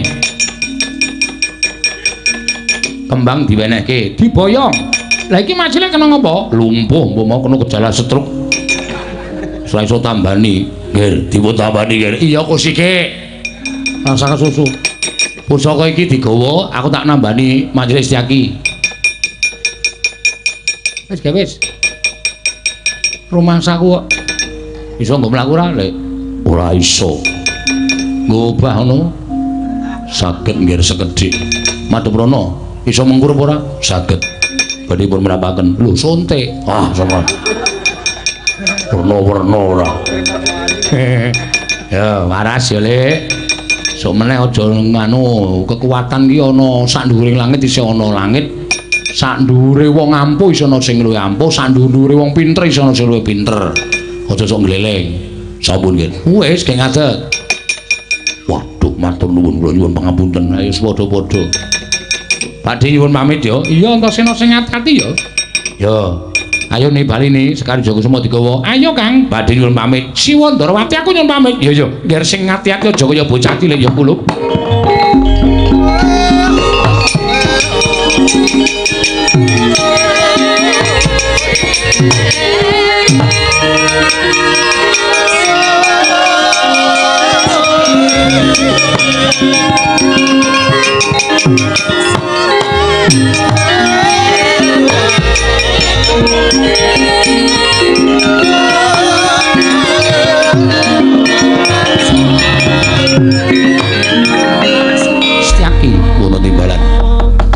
Tindugamana. Ana petungan-petungan ingkang perlu tak cocokake kalawan kananing Kakang Semar. Oh iya. Kanjeng paringipun Kowe tunggu Prajaya, kula mboten dipun parengaken nderek. ora usah. Sagedakan iki kowe ora usah. Nderek tindakipun Kakang. Nggih, ngestaken dawuh. Namung ngatos-atos kula Prabu iya. Aku lak jujuk ning Karang Kadempel, kaya ngapa to kahanane dene Kakang Semar kok panjaluke werna-werna. Nggih, kula semanggaken paduka Kanjeng Prabu iya setyake. Angling iki kaya sowane Atmajamu. Ya kuwi si Abimanyu kelawan Kulup Tetuka. Wah. Moro kaki timbalono. Wigatine apa? Abimanyu karo Gatotkaca. Ana ing negara Ngamarta. Monggo tanpa tinimbalan dening parep punta kakangku. Dimas kadangipun Kakang sumeneo sawetara pun Kakang diandang marang soaning Atmajaku sakarone yayi. Yo luwih prayoga. Abimanyu padha raja saprapta munggir anakku bocah bagus lan sampinaning kawidadan niring sambikala. Oh, kula ngaturaken sembah bekti kula kunjuk. Iya nggih tak tampa. Ora liwat pangestuning wakmu tampanana. Kula mendingga jimat paripe dayana ning ngasantosan. Tetuka padha raharja Kulup Gatotkaca lan sampinaning kawidadan Wa Prabu. Niring sambikala kepareng kula ngaturaken sembah pangabekti kula kunjuk. Iya Gatotkaca ingsun tampa. Ora liwat pangestuning ingsun tampanana. Abimanyu padha raharja Pangestunipun Paduka Rama Kyai Jodipati kula ngaturaken bekti kula kunjuk Rama Kyai tak tampa. Jodipati kula ngaturaken bekti kula tansah pinanganing kawidadan ing sambikala sawan kula Rama Kyai bekti kula kunjuk. Wah, tak tampa. Abimanyu raharja sowan munggir nuninggi Kanjeng Rama sembah bekti kula kunjuk Kanjeng Rama Gatotkaca anakku lanang padha raharja. Nggih, paman. Niring sambikala sawan kula tepi saking Rubeda. Kulup sakarone sawise katon asu ingkang dadi napas asat ingkang dadi riwe mara diaki matura marang awakmu ing Ngamarta. Ana wigati apa dene sira kurup sakloron sowan mongko tanpa tinimbalan nggir Abimanyu apa dene Gatotkaca. Sewu-sewu kalapatanipun ingkang putra Tadah Wadana. Sowan kula menika mboten saking pikajenganipun ingkang putra piyambak namung dapur dipun utus dening Siwanayantaka. Sira diutus dening Kyai Semar. Nggih kasinggihan mekaten. Wigatine apa nggir mara gage matura. Nalika semanten kula nderekaken dhateng kadang kula pun nyayi wisanggeni. Anggenipun nglempahaken sangganing para putra pun kakanthi sowan dhateng Karang Kadempel. Njumbuhaken kan pasumenan ingkang linampan dening pun kadang kula Yayi Wisanggeni. Tumunten sak sampunipun menika Siwanayantaka paring dawuh bilih badhe anggadhahi sedya nedhi ambangun desa. Oh, kula nyuwun pangapunten. Nanging ngendikanipun Siwanayantaka sedaya badhe rancak gegayuhan ingkang ginayu dening Siwa Semar menawi Pandhawa ingkang suka sakbiyantu bot repotipun Siwanayantaka. Apa ingkang kudu ingsun tindakake Abimanyu? Ngendipun Siwa Badranaya paring dawuh badhe rancak anggenipun badhe nglampahi ambangun desa menawi para Pandhawa suka paring ambil wujuding pustaka Jamus Klima Sada kinarya syarat sarana pambanguning desa Siwanayantaka wa Puntadewa semban kula. Miat langening karanggiwan aglar pandan moncar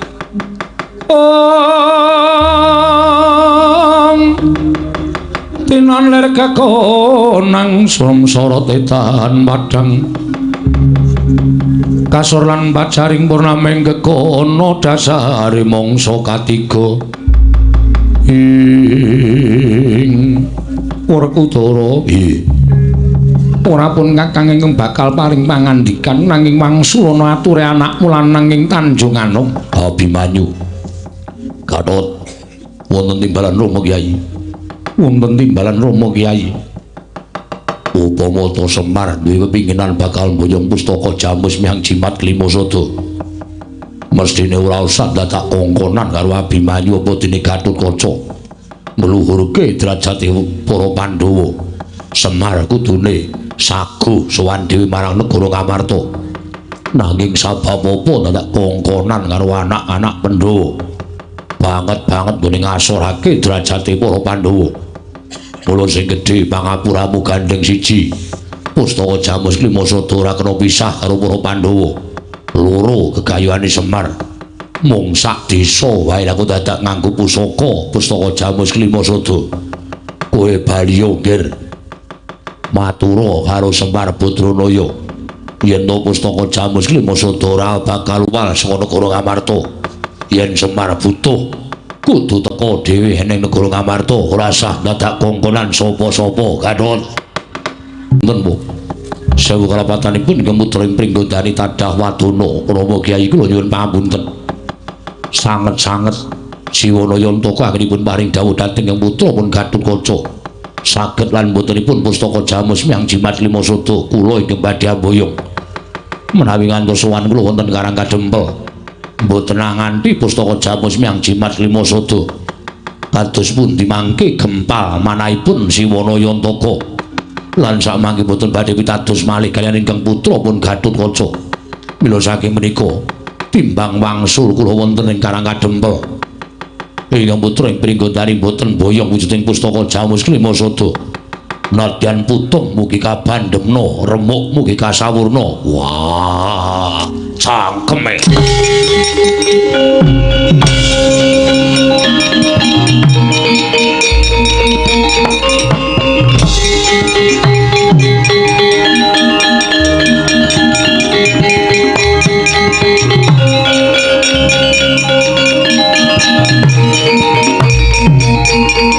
Radiming setanggen kula sowan anyaket lenggah paduka Kanjeng Prabu kembar Sedewa ragile ning apa mula gage matur marang wak kadang sepuh ing Ngamarta supados samangke sampun ngantos pinaya ing para kawula supados samangke sampun ngantos dados raosanipun para kawula negari Ngamarta ing atasipun Kakang Mas Jodipati mula sora dhateng putranipun piyambak menapa dene Kakang Mas Madukara sakmangke menawi ngantos seling surup kalian pun Abimanyu tanpa ndhe namung badhe dados regejegan. Mila kula suwun kanthi sanget monggo to. Kula aturi metang. Kula aturi gelar tuwin kula aturi gulung.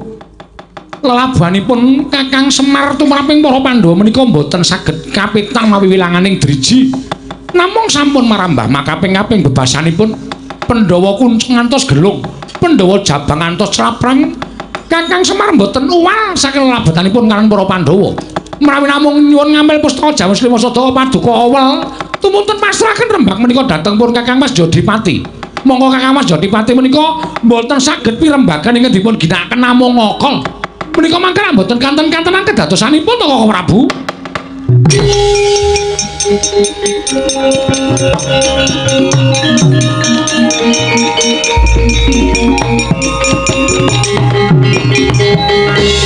Sedewa lumen rawuh pusaka gage gawanen paringna marang Gatotkaca apa dene Abimanyu mangsa Baranggon mung ngrimuk sarta ngleremake penggaling kadang Munjadipati apa dene Madukara pun ngakang percaya marang sira kadang Kuragil Sedewa non ngestaken dawuh nyuwun pamit sing ati-ati aja kaya bocah cilik.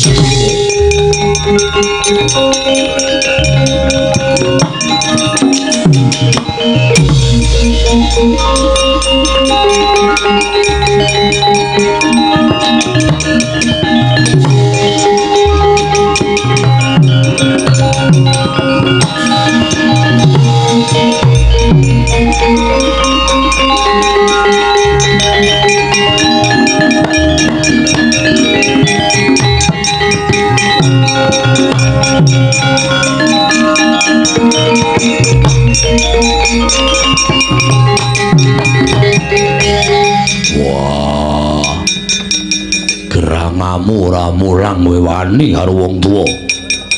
Sekecap ucapmu padha karo ngilani dadane wong tuwa-tuwamu Pandhawa. Nyuwun pamunten Rama Kyai. Menawi kula aturaken menika supados sak mangke kula saged njagi dhateng kesagan minangka dados satriya. Wah, mulang karo wong gerang.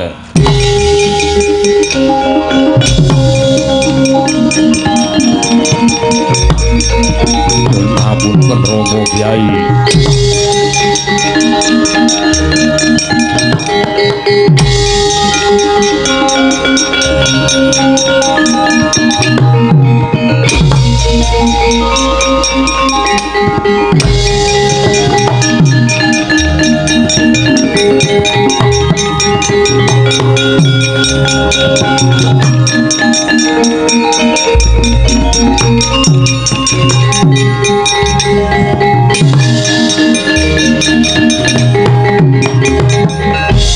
Dewa, Inggih.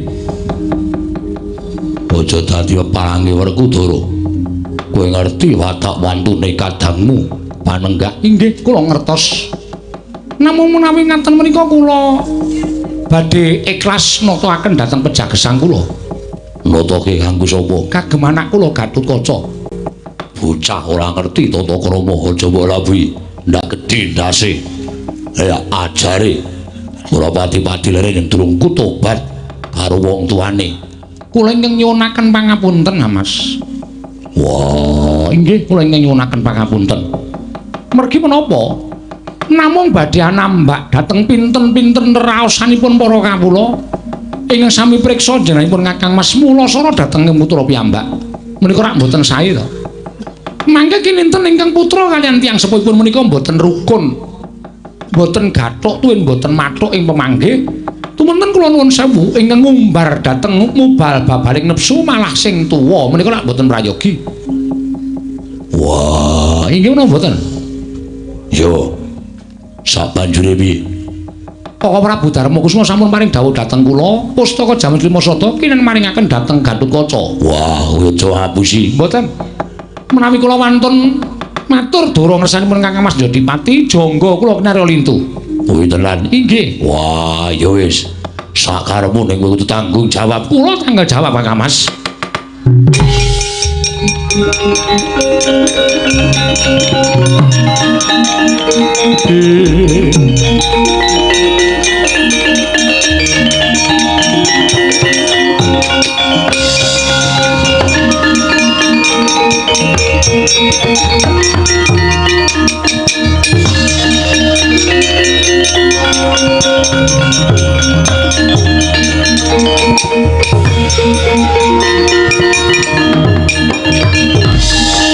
Abimanyu Gatotkaca wonten timbalan paman, Wonten dawuh paman. pustaka Jamus Lima Sada keparenging wakmu ing Ngamarta kowe ingkang kudu ngasta. Nggih, ngestaken dawuh. Reksana aja nganti tiba ning astane wong kang kurang tanggung jawab. Mung butuh kinarya syarat ya cukup syarat wae wis paripurna kondurna. Nun inggih ngestaken dawuh Budhala, ngestaken dawuh Kanjeng.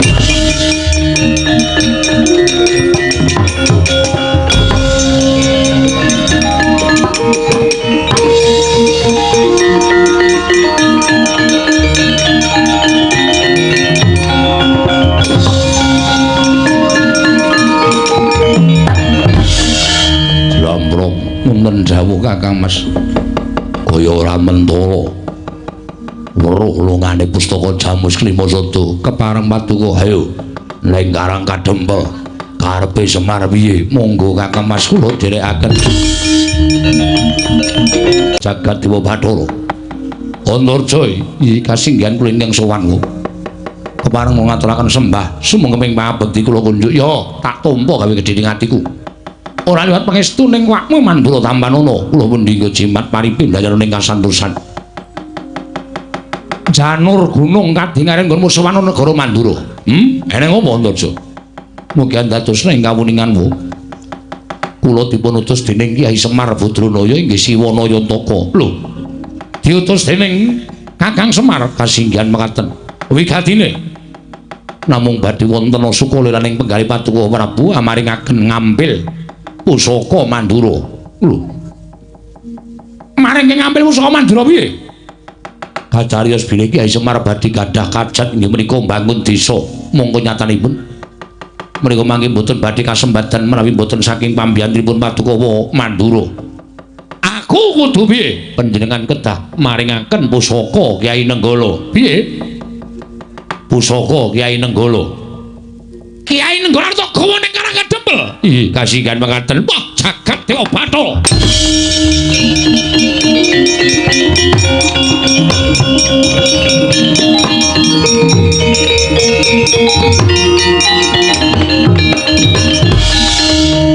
Antarja, wonten timbalan. Mesine kowe iso mikir. Kowe wis dewasa, iso ngulir budi. Ing ngatasé Kyai Nenggala kuwi pusaka kadewatan. Ora pusaka baen-baen, ora pusaka mung salamake pusaka nanging pusaka kuwi pusaka kadewatan diparingake marang Antamandura Prabu Baladewa. Lah kok dadi dratate Semar ping arep bangun desa iki dadi anggo syarat pusaka kuwi. Semar iki wong gerang ora iso mikir. Nyuwun mahapunten. Nyatanipun ngendikanipun Kyai Semar kados mekaten. Bali, nun Bali. Lho, kersanipun Patuwuh Prabu nundung dhateng kula. Kandha karo Semar. Kandha karo Semar. Yen ora bakal kasembatan mbaya Kyai Nenggala. Menawi ngaten menapa kula kedah ngrudha paripeksa dhateng Paduka Mandura. Piye? Menawi ngaten menapa kula kedah ngrudha peksa dhateng Paduka Mandura. Mergi menawi ngantos kula wangsul mboten beto Kyai Nenggala. Lingsem raos manah kula ing atase kula menika satriya. Dipun utus mboten saged ngrampungi karya. Menika raos kula sampun mboten saged netepi darmaning kasatriyan. Terus kowe arep apa? Terus kowe arep apa? Iye, kula badhe ngrebat Kyai Nenggala. Iblis kanat. Kowe malah wani karo awakmu Mandura. Kowe rebut Kyai Nenggala. Antarja, kowe menungso apa kowe?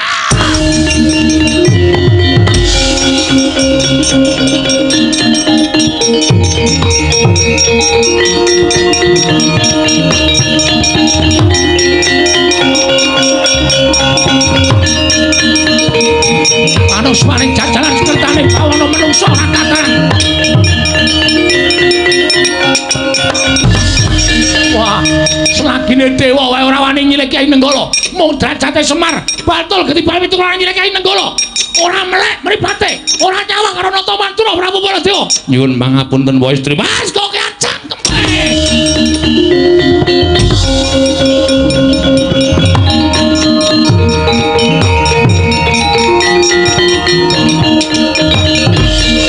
Wiladara. Ora kena dialus Ratu Mandura. Wa Prabu, nyuwun pangapunten. Kula estrinipun mboten badhe gadah niat wantun dhateng panjenengan. Nanging menawi panjenengan sampun wiloro dhateng Wonorejo, kula nika menungso dudu kewan. Ayo, cobane kaya ngapa kekuwataning Ratu Mandura. Antarja, Antarja kowe bocah.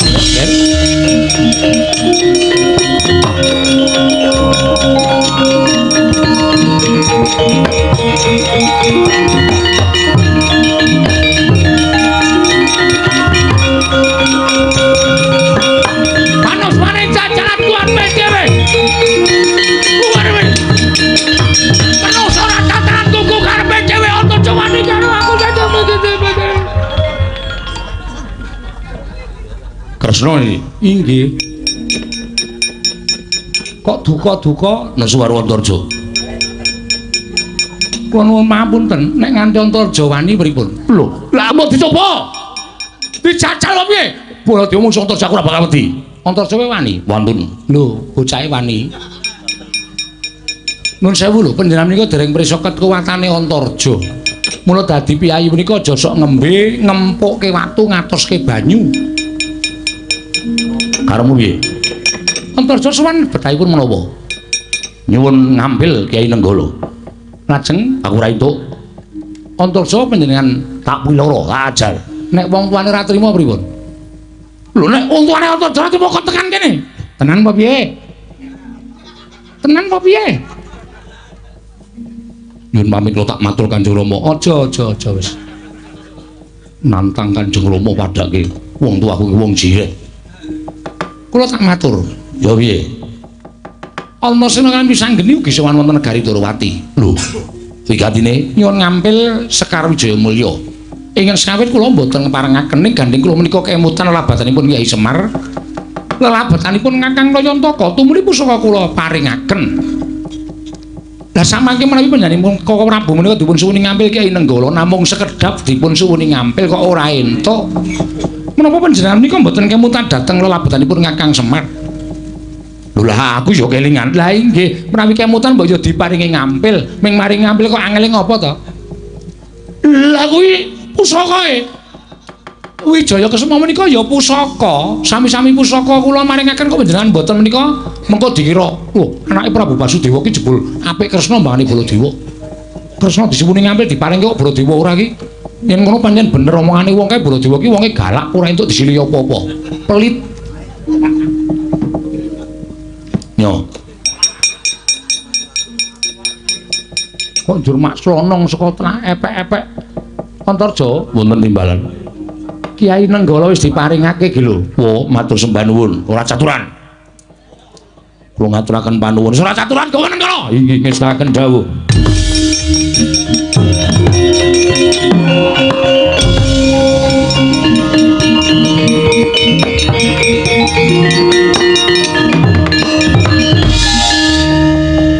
Terus piye?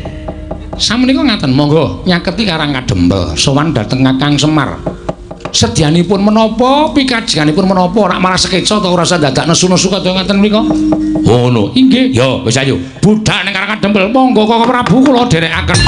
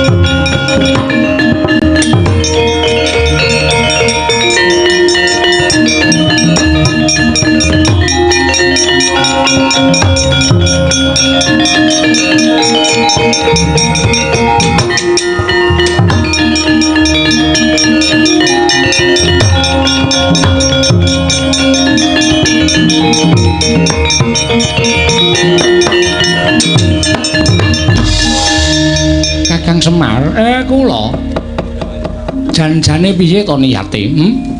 Lah kok anak-anak Pandhawa mbok utus supaya nyuwun pusaka 3. Pusaka ke pusakaning Koko Prabu Mandura lan pusakaning Kyai Prabu Darmakusuma. Ya, piye Semar jane keterangane piye Semar? Wah, Depol. Karepmu piye? Istunipun niki ming dienggo syarat. Lah iya. Syarate syarat apa? Mergi kula menika nampi sasmitaning dewa. Jawata badhe matedhakaken kanugrahan ingkang winastan Wahyu Pamongagung. Wahyu Pamongagung nggih. Lah syarate kudu nglumpukke pusaka 3 niki. Pusaka 3 niki wis mlumpuk teng Karang Kadempel. Muga-muga niki syarat wis sah. Teges Wahyu bakal mandhap. Lho, lah banjur sapa sing arep nampa Wahyu? Kula piyambak dereng ngertos, Ndara.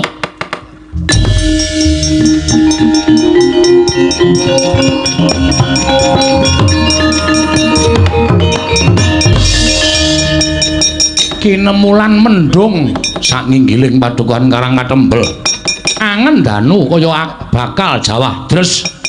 Jroning Karang Kadempel parandening mangke ana kilat sak gebyaran ingkang nganyigar punang mendung. Tengah biak nyareng itu muruning Wahyu kalih werni Sang Pamongagung manjing anggane Kelurahan Semar tuwe nata Ndarawati.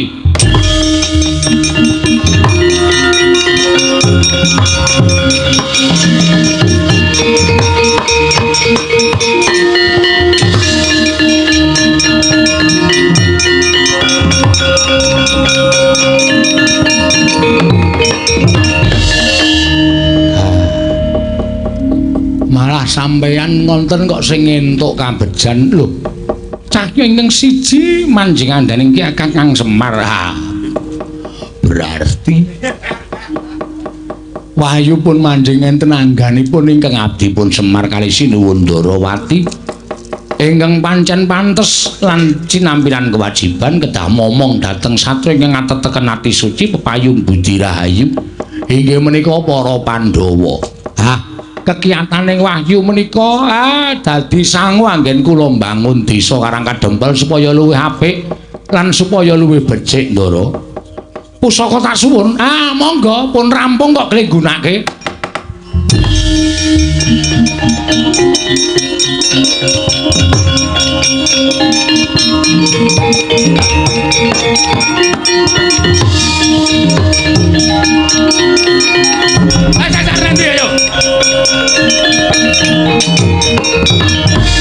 Pancen tenggala ki sok ora manut.